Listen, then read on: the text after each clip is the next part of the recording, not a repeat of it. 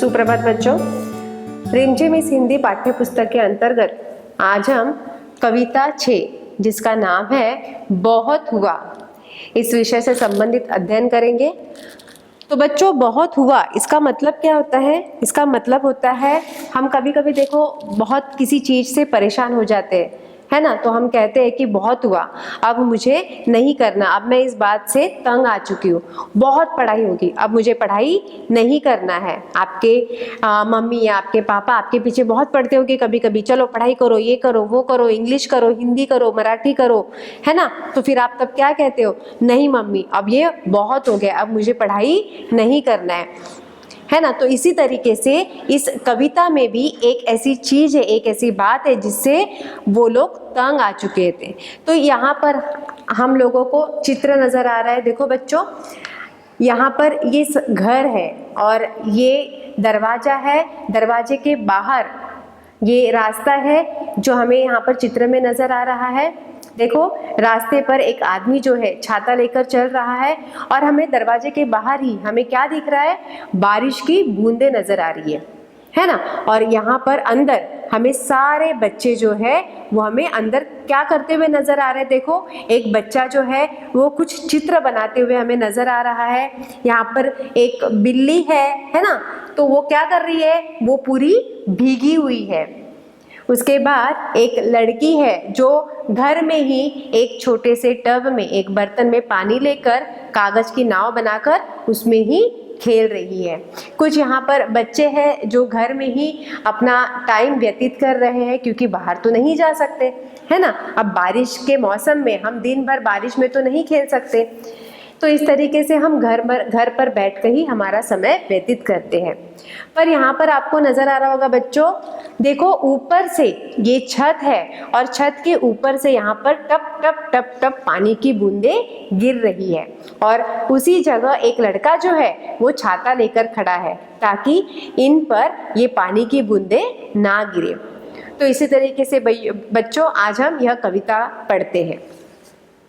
बादल भैया बहुत हुआ, कीचड़ कीचड़ पानी पानी। मतलब कि यहाँ पर कवि क्या कहना चाहते हैं कि बादल भैया से ही क्यों कह रहे हैं? आसमान में तो सूरज होते हैं, चांद होते हैं, है ना, तारे होते हैं, पर यहाँ पर कवि बादल भैया को ही क्यों कह रहे हैं? क्योंकि बादल जो है वो आसमान से धरती पर बारिश बरसाता है, पानी बरसाता है ना। तो इसीलिए यहाँ पर कवि जो है वह बारिश के बूंदों से बहुत तंग आ चुका है और इसीलिए वह बादल से कह रहा है कि बादल भैया अब बहुत हो चुका है, इन बारिश के बूंदों से, ये कीचड़ से और ये पानी पानी, सड़क पर जो ये पानी पानी है उनसे अब हम तंग आ चुके हैं। याद सभी को आई नानी, सारा घर दिन रात चूआ। चूआ का मतलब क्या होता है बच्चों? छत से पानी टपकना, जो हमें यहाँ पर चित्र में नजर आ रहा है। ये छत है और छत से पानी टपकता है। जब छत से पानी कब टपकता है बच्चों? देखो, जब छत पर ऊपर कहीं छेद लगा होता है और बारिश आती है तो उन छेद से हमारे घर के अंदर पानी टपकता है। तो ऐसी ही कुछ स्थिति हमें यहाँ पर चित्र में नजर आ रही है। तो इस तरीके से यहाँ पर कवि कहना चाहते हैं कि दिन रात बारिश के मौसम में हमारे घर पे जो छत है उस छत से हमारे घर में पानी टपकते रहता है और इस पानी टपकने के कारण हम तो परेशान हो चुके हैं। याद सभी को आई नानी। नानी का मतलब क्या होता है बच्चों? तंग आना, परेशान होना। अब ये जो छत से पानी टपक रहा है इसके कारण तो हम तंग आ चुके हैं। आपने कभी ये बात जो है आपने कभी महसूस नहीं की होगी बच्चों। मुझे आज भी याद है, मतलब मैं जब छोटी थी तब हमारा घर जो था मतलब वो भी बहुत छोटा था। तो मुझे ये चित्र को देखकर मुझे मेरे छोटे बचपन के दिन याद आ गए।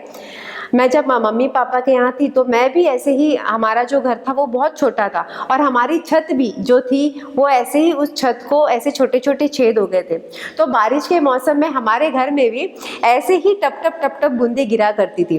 तो जैसे ही बारिश का मौसम आता था हम लोग बड़े परेशान होते थे।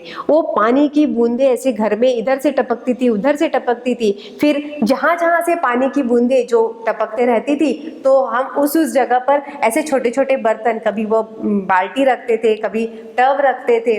तो ऐसे ही जब वो बाल्टी भर जाती थी, टब भर जाता था, तो हम ऐसे पानी फेंकते थे और हम रात रात भर जगते थे। तो वो दिन आज मुझे इस कविता के माध्यम से याद आ गई है। तो आपने वो बात कभी महसूस नहीं की होगी, क्योंकि अभी के घर तो ऐसे नहीं है। अभी तो हम लोग ज़्यादातर लोग जो है वो फ्लैट्स में रहते हैं। पर यहाँ पर कवि कहना चाहते हैं कि ये जो दिन रात छत से पानी टपकता है, इन पानी की बूंदों से हम अभी परेशान हो चुके हैं। जाए कहाँ कहाँ पर खेले, घर में फंसे बोरियत झेले, जो पिंजरे में मौन सुआ तोता। बोरियत का मतलब क्या होता है बच्चों? ऊब जाना, मतलब मन भर जाना, ऊब जाना। मौन का मतलब होता है चुप रहना, और सुआ का मतलब होता है तोता। तो यहाँ पर कवि कहना चाहते हैं कि ये बारिश की बूंदें अब हमें बिल्कुल भी मन को नहीं भा रही है, क्योंकि हमें बाहर खेलने को ही नहीं मिलता। हम बाहर खेल नहीं सकते, दौड़ नहीं सकते, हमें घर पर रह रहकर अभी बोर हो गया है, हमारा मन अभी उब गया है। तो इसीलिए यहाँ पर कवि कहना चाहते हैं कि हमें घर में नहीं रहना है, हमें बाहर निकलना है, हमें बाहर के खुले मैदान में खेलना है। हमें घर में रहकर हमें ऐसा लग रहा है जैसे मानो पिंजरे में तोता जो होता है वह चुपचाप बैठा रहता है। देखो बच्चों, जब पक्षी स्वतंत्र खुले हवा में उड़ते हैं तो दिन भर उनकी आवाज़ आती है। चिड़िया हो, कौवा हो, तोता हो, तोता जब खुले आसमान में उड़ता है तो वह अपनी मिट्टू मिट्टू बिट्टू बिट्टू की आवाज़ निकालते हुए खुले आसमान में उड़कर मज़ा लेता है, उसे आनंद होता है। पर जब वह पिंजरे में होता है तो वह कैद होता है और वो चुपचाप बैठे रहता है, क्योंकि उसे उड़ने को नहीं मिलता। तो इसी तरीके से यहाँ पर बच्चे जो है वो घर में बैठकर बोर हुए हैं, उन्हें ऐसा लग रहा है जैसे हम पिंजरे में कैद हैं, तो हमें भी बाहर जाना है। सूरज दादा धूप खिलाए, ताल नदी सड़कों से जाए, तुम भी भैया करो दुआ। दादा का मतलब क्या होता है बच्चों? बड़े भैया। अगर हमारे घर में बड़े भैया होते हैं तो हम उन्हें दादा कहते हैं। ताल का मतलब होता है तालाब।